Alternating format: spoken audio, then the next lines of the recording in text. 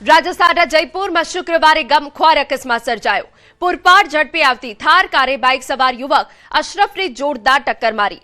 અકસ્માતમાં યુવક અને તેની બાઇક હવામાં 10 ફૂટ દૂર ફંગોળાયા, જેના કારણે તેની ગંભીર ઇજાઓ પહોંચી। ટક્કર માર્યા બાદ ડ્રાઈવર કાર લઈ ફરાર થઈ ગયો હતો। જો કે અકસ્માત સ્થળથી 5 કિલોમીટર દૂર ટાયર ફાટી જતા યુવક કાર મૂકીને ફરાર થઈ ગયો હતો।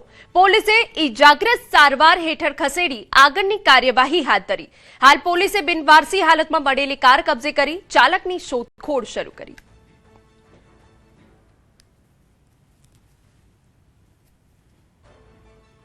સમાચારમાં આગળ વધીએ। ઉત્તર પ્રદેશના એટામાં એક મહિલાની અપ્રિતમ બહાદુરીના કારણે લૂંટનો પ્રયાસ નિષ્ફળ રહ્યો, જેના સીસીટીવી ફૂટેજ અમે આપને બતાવી રહ્યા છે।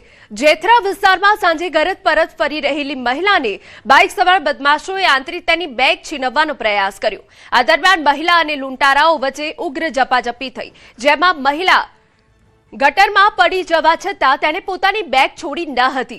મહિલાએ હિંમત દાખવીને બૂમાબૂમ કરતા લૂંટારાઓ ગભરાઈને ખાલી હાથે ત્યાંથી નાસી છૂટ્યા હતા। આ સમગ્ર ઘટના સીસીટીવીમાં કેદ થઈ ગઈ છે, જેના આધારે પોલીસ ગુનેગારોની શોધખોળ કરી રહી છે અને સર્કલ ઓફિસરે આરોપીઓ સામે કડક કાર્યવાહી કરવાની ખાતરી આપી છે।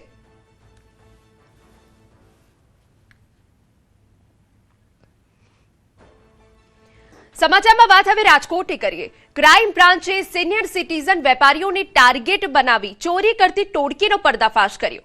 ભાવનગરના ગારિયાધારનો વિકી સેખલિયા પોતાના 2 સગીર સાગરીતો સાથે સૌરાષ્ટ્રના વિવિધ શહેરોમાં જઈ વૃદ્ધ વેપારીઓને વાતોમાં વ્યસ્ત રાખી ગલ્લામાંથી રોકડ રકમની ચોરી કરી ફરાર થઈ જતો। પોલીસે આરોપીને ઝડપી પાડી 7,58,000 રૂપિયાનો મુદ્દામાલ કબજે કર્યો। તપાસમાં રાજકોટ સહિત સૌરાષ્ટ્રમાં 10 જેટલી ચોરીઓનો ભેદ ઉકેલાયો। પોલીસે વેપારીઓને સાવચેત રહેવા અને દુકાનોમાં સીસીટીવી લગાવવા અપીલ કરી।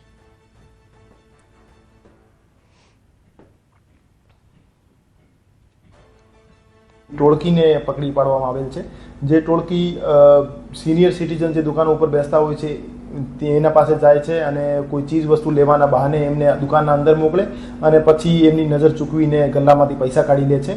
આ ટોળકીના 3 સભ્યો રાજકોટ શહેર ક્રાઇમ બ્રાન્ચ દ્વારા અટક કરવામાં આવેલ છે, જેમાં મુખ્ય આરોપી વિકીભાઈ વેલજીભાઈ સેખલિયા, જે ગારિયાધાર ભાવનગરના રહેવાસી છે, એમની સાથે 2 સગીરભાઈના જે બાળ કિશોર છે એમને પણ ધરપકડ કરવામાં આવેલ છે।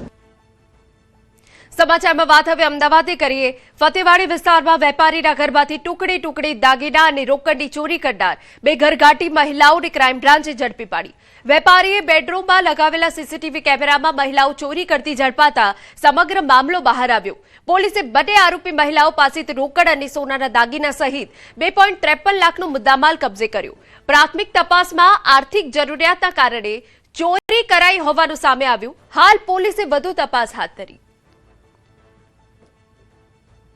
સ્ટેશન ખાતે એક મહેંદી રજા સજ્જાદ હુસેન મર્ચન્ટ નામના ફરિયાદીએ ફરિયાદ આપી છે કે એમને ત્યાં સાફ સફાઈનું કામકાજ કરતી 2 બહેનો છે, એમણે પોતાના ઘરની અંદર સોના ચાંદીના ઘરેણાં તેમજ રોકડા રૂપિયાની ચોરી કરેલી છે, જે બાબતની ગઈ કાલ તારીખ 7ના રોજ ફરિયાદ દાખલ થયેલી અને અમારી ટીમ દ્વારા આ બંને બહેનો જે છે આરોપી એમની ધરપકડ કરવામાં આવી છે।